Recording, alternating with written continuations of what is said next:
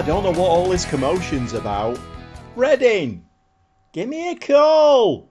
Welcome back to the Gobby Gaffer and part 29 of this year's Grassroots to Goal Boots with my second club, Reading FC. And well, as you can gather from the intro there, things are going rather well. Let's hope they carry on in that way. Shall we have a look what's been going on? Go on then. Ignore the two red dots. Pretend they're not there. It's a sea of shiny green dots. So the first game off camera was Stoke City and Christopher Billington goal in the 57th minute. Nice 1-0 win in that one and kept up our winning run at the beginning of the season. Next game we went to Deepdale to play Preston and a nice 3-0 win in that one. The new signings, although I wasn't particularly happy with my signings, are settling in very, very well. And the Castelron on the left wing there has settled in very, very well. And Schmodix is running the midfield like, well, it's a well-oiled clock. Who cares about the Caribou Cup? Well, here at Reading, we don't. We'll ignore the next scoreline. So then we move on to the Norwich game at home. Now, that should have been a very, very tough game for us. And it was quite a narrow result. But we did come away with the 3 points, a 2-1 win. Another nice win against Southampton, and to put a little bit of meat on the bones, I've had a quick look at the wages that clubs are paying. And the top clubs in the division, including Southampton, they've got a wage budget of about 1.5 million. Ours is under $500,000, so it's about a third of the top clubs. Yes, we beat them 1-0, and our new striker Dennis Gull, I've yet to be impressed with him, but he did score in the second minute and got all 3 points in that game. Now, as you can see there, I do have this little theory about when I play Football Manager that I can beat the top teams, come to play the bottom teams, not so much. And the same thing happened. After beating Norwich and Southampton, we then played at Rotherham, who were bottom of the league at the time, and away from home, we lost 1-0. Again, let's just pretend that never happened. So then we came home, played Plymouth, and a nice 5-0 win in that one, which really boosted everybody's confidence. And I thought, yep, it was just a blip. We're back on track. So 2 away games today, Millwall and Ipswich. But before we get into those games, yes, I've done 1 or 2 more transfers. Let's have a quick look at those. So the first of those on a free transfer is 25-year-old Charlie Cresswell. Now, I know, bear with me, I know his stats are not great, but he's got a jumping reach of 16. He's 6'3", this lad. So I kind of thought to myself, if I have him on the bench all of the time and we may be struggling in a game for a goal, seeing as I'm doing the set pieces now, we can bring him on like, you know, the 65th, 70th minute, get a corner in. He's a big lad. He'll nod the ball in the back of the net. It's not happened yet, but the idea is there. I think in my head it's a really good idea. 1 million we paid out next for 25-year-old Dylan Barrero. Now, this lad is a winger. He can play attacking mid, either wings. He can even play up top. He's not that great playing up top, but as I've spoken about before, we do need wingers. So this lad, at the moment, he has been playing on the right because Billington is the only right winger we've got and has been getting very tired. So he has actually had some game time, Dylan Barrero. 350,000 next for 24-year-old Yerson Chacon. And yes, it's another winger. To be quite honest, as fast as I'm signing these wingers, the game is injuring them as well. Caden Young, brought in on loan from Villa, he's out for about 4 weeks, 5 weeks, I think, and damaged tendons or something like that. So as quick as I'm bringing wingers in, they're injuring them. What can you do? I can only have a 25-man squad. So once that's filled up, which it actually is now, then if they keep chucking injuries at me, there's nothing I can do. But anyway, I think this lad, will do a good job for us. Very determined, great agility, and he can play either footed. He's reasonable on his left foot as well. So a good addition to the squad. And we all know about the goalkeeper issues in FM24. Yep, the game doesn't think twice about injuring your best 2 goalkeepers. Right, well, do your worst. Put your striker in goal. the game doesn't care, does it? So I've signed another keeper, Ivan Basic, a 19-year-old. He's only 19, so this lad's for the future, but he's a very, very good prospect. Paid $500,000 for him. He's 2-star at the moment with potential of being 5. 6'2". I think this lad is going to be like maybe the future at Reading. I don't know, but we've got 3 keepers now. As you remember, my backup keeper got quite a bad injury. So we have got some backup in there now. The young keepers are in the under-21s and under-19s, 18s are still, like, you know, they're nowhere near as good as this lad, let's put it that way. So we have got some backup now in the goalkeeping department. So we have played 9 games and proudly sitting on top of the championship. I don't know how long that'll last for, but to be fair, we only need to get 2nd place to get promoted into the promised land, which is the Premier League, and then the money hopefully should start flowing in. But we are top at the moment, 24 points. That one defeat that we had has really put a spanner in the works, because Fulham have got a game in hand. If they win that, then they'll go top with 25. But if you look into 3rd position, which is a position really we want to stay well clear of, that's Southampton. And yes, we did beat Southampton. Southampton in 3rd place, 17 points. So we are putting a little bit of distance between us and that 3rd place, which would mean the dreaded playoffs. And 1 or 2 little bits of information before we get into the game. I won Manager of the Month, which was very, very nice. And the first one of the year, Manager of the Month. And Schmodix won Player of the Month as well. My centre midfield player, who a lot of the play revolves around Schmodix. He's absolutely brilliant player, and I'm really glad I gave him that new contract. And another little nice bit of news is that Ismail in that left wing back role is absolutely brilliant. We've actually got him doing some mental training at the moment, because the mental side of his game is not that great.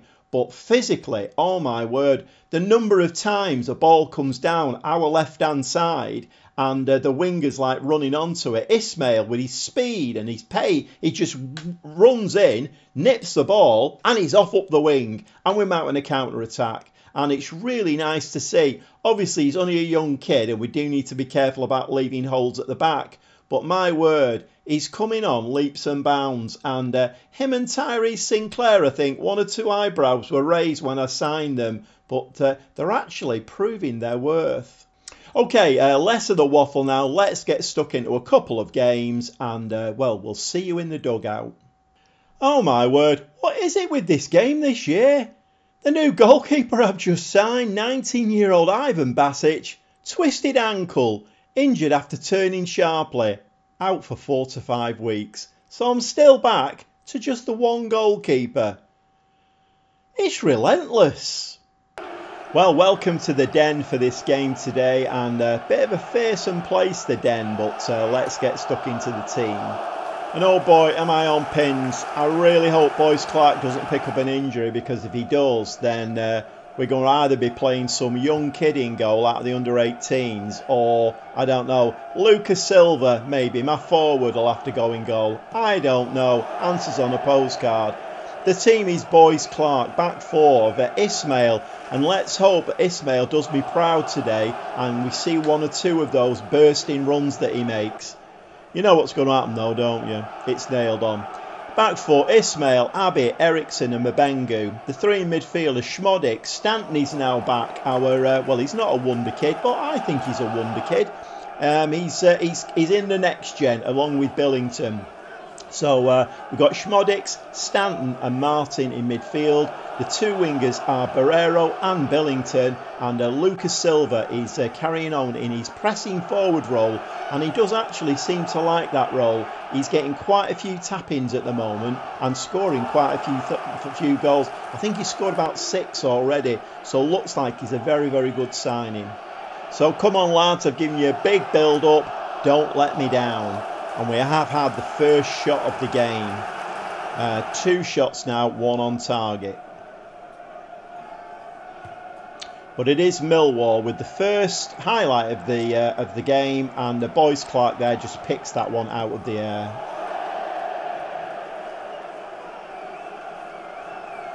So we brought a few fans with us behind that goal there. it's not packed. And you would have thought it would be, actually, because it's, you know, that area of the country, Reading, Millwall. Barreiro now, down that side, had 2 on him, couldn't keep hold of the ball, and Millwall now coming away with it. But Ismail there, and that's exactly what I've said about him. His turn of speed, he just nips in and, you know, just picks that ball out. And that's a shame. That could have been a good goal. Billington, is he going to turn and hit that? Nacho now, out to Mabengu. And that's not a highlight. And my team talks are still falling on deaf ears. I don't know whether it's an FM24 thing, but I've been at Reading long enough now to have some management support and my team talks to be having an effect. But at the moment, they're not.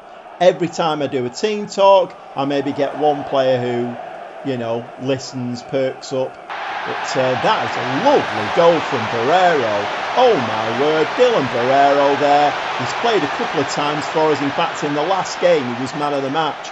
Got some really good plaudits. And obviously that was off camera. But you've just seen what he can do there. Absolutely pinpoint free kick into the back of the net. And we're 1-0 up. Stanton now to Billington. Billington into midfield. That was a loose ball. And we very nearly picked up. Nacho Martin there very nearly picked that one up. Can we keep this ball out of the back of the net? That was a really tame shot. And hopefully Millwall can do that for the rest of the game. And we do reach half time. And the lads are the only team talks I seem to have any positive you know, reaction to are. So I'd say I'm delighted and they all appear positively chuffed. Let's just have a look for any injuries or we don't seem to have any. So Lucas Silva's playing well up front, 6.9. So hopefully he'll bag a goal for us. Billington's on a 6.5. So a little bit low. Maybe we'll bring the new lad on. We've got him on the bench, haven't we? Yeah, Chacon. We'll maybe bring him on after possibly 60 minutes or so. 20 minutes of the second half have gone. No highlights as yet with us at 1-0 in the lead. That'll do me nicely. 73 minutes, 4 changes. Ismail looking very, very tired. In fact, my team as a whole looking very, very tired. So Guinness Walker has come on at left wing back. Quinones in midfield. McIntyre has come as the DLP. He is actually a centre half, but he can actually play there. So a nice little run out for him. And the new lad Chacon has come on for Billington on the right wing. And are we actually going to get any highlights at all in this second half? I don't really want any, so I'm quite happy if the game just runs through now. I'm sure it won't do. Or if the game wants to run through to full time with no highlights, then that'll do me. And well, that is very unusual. In all my time playing Football Manager, I don't think I've ever seen a second half with no highlights at all. Anyway, we come away with 3 points and I'm not complaining. It might sound like I was complaining, but I'm not complaining. Another 3 points away at Millwall. And with the assistant manager saying that we weren't at our best, well, that was my team talk for full time. And we are still top, 27 points. Fulham have still got that game in hand. But more importantly, Southampton and Stoke are on 20 points now. And I think they both won. Southampton certainly won. Not so sure about Stoke. Yes, Stoke won as well. So a 3-0 and a 2-0 win respectively. Can we make it a 6-point episode again, please? And thank you. Weirdly now, we have a two-week gap in September. Very odd. I've put a couple of friendlies in. We'll be back very shortly for the Ipswich game. Another away game. And yes, I would like another 3 points. A 6-point episode again would be absolutely brilliant. We'll see you very shortly. Well, with the news that Fulham lost their catch-up game. So we're doing okay now. We're 2 points ahead at the top of the division. And today's game is at Portman Road here in Ipswich. The inevitable happened with my goalkeepers. Yes, you guessed it. We had 2 weeks there where there weren't any league games, put a couple of friendlies in, and all 3 of my goalkeepers at one point were injured. I mean, it's a bit off the scale with FM24 this season. Fortunately for today, I do have Boyce Clark back in goal, so it's as you were. There are a few team changes, however. So it's Boyce Clark in goal, back four of Guinness Walker. McIntyre has come in because Abbey has picked up a 4-5 week injury. So the injuries this season, they're never niggling ones. They're always long 4-5 week ones. So McIntyre comes in, Eriksson and Mabengu. The three in midfield changed it a little bit. I've got that. I've got a really good balance in the squad now. Some really good backups. So Schmodix, Giabi and Quinones. Castelron has come back on the left hand side. Chacon on the right hand side. So we've got two newish wingers on today with Lucas Silva as the pressing forward.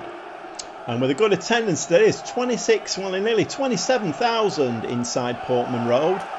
We do get the game underway. And we come back to a free kick, and that just gets pushed over the post by Pears, their goalkeeper. So we don't have Barrero on the pitch today, unfortunately. If you remember in the last game, he put a very sweet free kick in there. But we are doing a lot of training on set pieces at the moment. Corners don't seem to be as effective, but the free kick situation certainly works well for us. And that's very, very nice. Unfortunately, that didn't fall, and Ipswich come away with the ball. But Quinones there, some nice turn of pace to win that ball back. Oh, and I forgot to mention as well, yep, I've got a new shiny 3-year contract on £20,000 a week. So the board obviously highly delighted with the work that I'm doing here. Although not delighted enough to give me a bit more transfer budget, because I have just come up on my radar a 4-star potential 5-star winger, 19-year-old, who's only worth about 5 million. In fact, no, about 4 million, I think. But they wouldn't give me the money for him. So he's gone on my kind of favourites list. We'll have a look at him maybe in January or next summer's transfer window. But anyway, we need to concentrate on this game, and we're not doing as well as I would like. Half an hour gone. We haven't put the ball in the back of the net. And Boyce Clark there sent the wrong way, and we're losing this game 1-0. And that linesman on that side is my friend. Yep, been disallowed.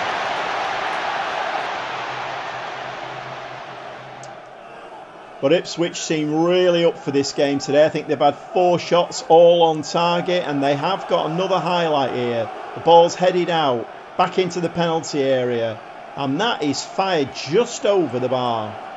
Another free kick now. Schmodix takes it short this time, Mabengu, and that ball just dribbles across the line. So we get to half time and it's 0-0. Not ideal really. So I'm going to give them a little bit of a flea. I'm not going to say I'm not pleased. I'm just going to say shooting's not been good enough. So let's have a look. We have no tiredness as such, but our front players are not playing well. Chacon, Castelron and Lucas Silva, none of them are playing well. So I think we are maybe going to make some changes at half time. I think we are going to bring Billington and Barrero on. Barrero has been playing absolutely brilliant for us, so hopefully he can make the difference in the second half. So I've had 6 shots, only 1 on target and a very low XG. But Guinness Walker now is going to... That is a lovely set piece. That's just what we've been working on. I didn't even manage to get my words out there, but the first highlight of the second half, and Guinness Walker there, I mean, he kind of threw that ball in really low to the near post. McIntyre gets his head on it, and we are 1-0 ahead now. 70 minutes on the clock, 2 more changes. Lucas Silva seems to be having a little bit of an off day today, so Dennis Gull gets a chance up front. And while I'm trying out this centre-back, tall centre-back with a really good jumping reach experiment, yep, Cresswell's coming on. We do need another goal, I feel, to seal this game. Can we put another really good corner in? Cresswell gets his head on it. Let's hope we can. The game is bobbing along quite nicely now. About 10 minutes of the game left. Are we actually going to have another spell here where we don't get a highlight? I'd be very surprised. 3 minutes of time added on. And it is full time, and we sneak another 1-0 away win. And with the assistant manager once again recommending that, well, we didn't play very well, but at least we got the points. 2 games on the trot, Should I be a bit worried about that? Not playing very well? Well, it's the mark of a good team, isn't it? All the best teams in the world always pick up the points when they're not playing well. So we'll take that. We're still top. 11 games played, 30 points, and that all-important third place that we want to try and avoid like the plague. Southampton won again, 23 points, but we're 7 points ahead of them. So it's still early days. There's a lot of football to be played. Well, I did ask for another 6-point episode, and it was delivered. 6 points. Absolutely brilliant. Top of the league, and well, I'll take that with 11 games played. But like I said in a previous episode, let's hope we're in that position when we played about 30 games. That's going to be the indicator, isn't it, as to whether or not we are a good, consistent team. And to be honest, although I wasn't impressed with my transfer business early doors, now we're actually at the end of the transfer window and I've got a full squad. I'm actually not too dismayed now. I think we've got some really good strength in depth. The squad is much more balanced now than it was when I took over. We were very imbalanced. There were areas of the pitch where we had no cover at all. Right wing, no cover. Left wing, no cover. We had a humongous amount of strikers. But midfield was very, But now we've got cover all over the pitch. I suppose the problem going forward could be that I get some disgruntled players who want to be playing and are not. So I'm going to try and do quite a lot of rotation. At the moment, everybody is as happy as Larry. And the Gobby Gaffer is as happy as Larry as well. We'll see you next time.